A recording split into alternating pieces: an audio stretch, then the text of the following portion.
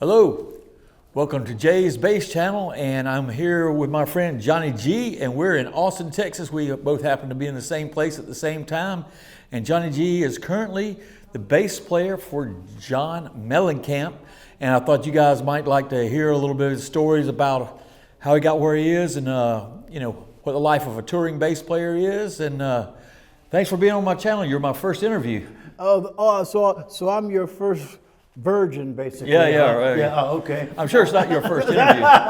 No, not the first time, but I'm glad to be the first guy on the show. I think that's great. Yeah, well, I don't have a real list of questions. Why don't we talk about what kind of bass you play?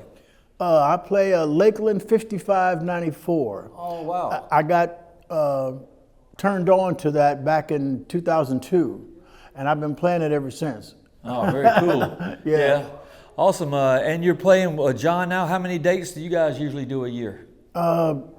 Sometimes it varies. Sometimes we'll do, like in 24 we did the Outlaw Festival. It was with us and Bob Dylan back then. I'm trying to think who else was on that show. Willie Nelson was on that show as well. We did a lot more shows then. I want to say, if I had to guess, I'd say maybe 40 shows back then. Oh, wow. I don't think it's going to be that many this year, though. I think we're going to do a little less. I think it's maybe 20 shows or something like that. Yeah. And how many years you been doing that gig?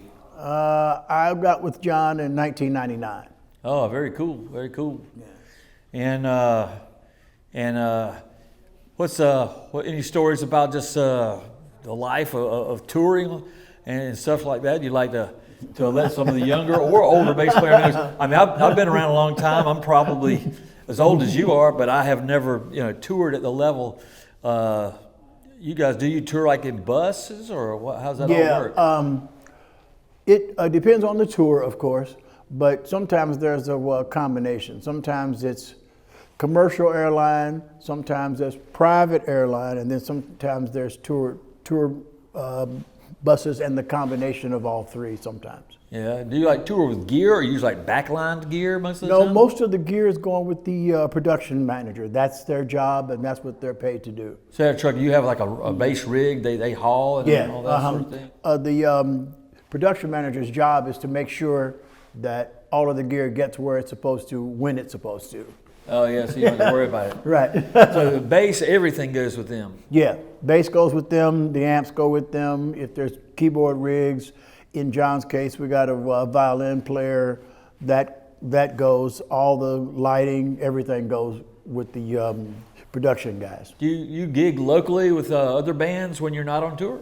Every now and then I do. I have friends there, of course, because I've been there forever and I'm old. So so I do play with some of the local guys in my hometown. Where's that? In Indiana. Oh, cool. Very cool. Yeah, we got a lot of history in Indiana. People don't know this, but Jimi Hendrix used to play on the Avenue in Indiana. And if you go back and look, he was in a band called the King Casuals, and they used to play where we call the Indiana Avenue. The Madam C.J. Walker building is still there right now. Yeah. Yeah. And you're a finger player, right? Yeah. Yeah. You use flats or round wounds? I use round wounds, but I also use both, pick and fingers. Oh, yeah, depending on like the song? Yeah. I guess you play a lot of songs that other people originally played. You didn't play on a lot of these records. Right. So you're having to recreate the sounds from the Sure. records, and you maybe use the pick. Yep. Like that. I play guitar with a pick, but I can't play bass with a pick. I never got to. I feel really weird when I try to do that.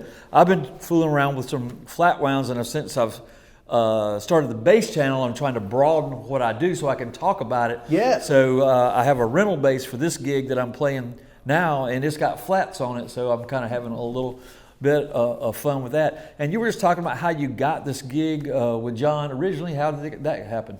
Well, I was playing with Ted Nugent at the time. Some of you older people will know who Ted Nugent is. You young guys that just have to look it up online.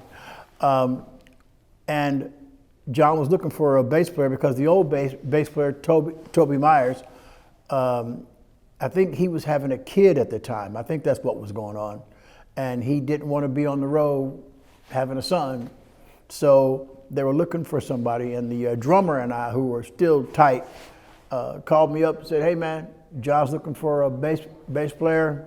You might want to come and audition for the gig." Oh, very cool. Yeah. You know, I listened to Ted Nugent when I was young, and, you know, I played Stormtrooping and Stranglehold, Cat Scratch Fever, and even like Hey Baby and Snakeskin Cowboy, all those songs. I played all those songs with Ted live. Oh, yeah, I know the whole catalog because Doctor's Orders, all those songs. Yeah, when I was learning to play, Ted Nugent was very simplistic stuff. Yeah. And it was hot at the time, so yeah, me and my friends would play Ted Nugent songs all the time. I don't listen to Ted anymore, but you know, that was definitely a part of my youth. So that's interesting to have that. You know, you played all the songs I used to like learn to play bass on. You know, when I came up, you learned to play bass along with, you know, Foghat records and Ted Nugent records. Yeah, I used to play with Larry Crane, who was the guitar player in John Mellencamp's band, and we did a show with Foghat. Oh, really? Yeah. Oh, yeah. I remember seeing Foghat. It was at the time when I was in my teens. That was a really big deal. And you have a certain type of amp that you always play through? Yeah, I played through a SVT4 Pro. Well, actually, I play through 3 SVT4 Pros now, but I like solid state amps over tube amps. Some guys like tubes, and I'm not anti-tube. I just like solid state better. That's all. Yeah, I feel, you know, they're snappier. Yeah. And you can control them more in a sense. With a tube gives you that kind of pillow. That helps you along. But yeah, I've been using older Mesa solid state amps. Yeah. There you go. Which I like those a lot. Yeah. So I like talking to a bass player because some stuff you don't have to explain, right? Right. Yeah. Well, you know, when you play solid state, it's harder, especially these days. People put all those pedals in front of them. I imagine you just plug straight in, right? Yeah, I do. Yeah. And to me, I don't need all that mushing my sound up. And all. Now, when I was younger, I had a whole bunch of pedals. I had a distortion pedal. I had a volume pedal. I had what they call a wah pedal back in those days. I had delay, chorus, and a few others, but now it's pure bass now. That sounds good. Well, we probably got to wrap this up because we have to get back into this conference. Both of us are attending. But thanks a lot to Johnny G for being on Jay's Bass Channel and being our first interviewer. And yeah, look into. I guess you're probably findable on Wikipedia and things like that. I'm on Facebook. There's a Johnny G channel on YouTube as well. Some of the interviews and some of the things that I had done are probably older at this point, but there's still good info on there. And Jay, thank you for allowing me to be the first guy on here, man. Awesome. Thanks.